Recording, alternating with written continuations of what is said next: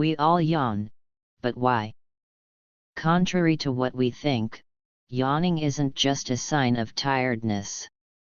It helps regulate the brain's temperature and increases oxygen intake.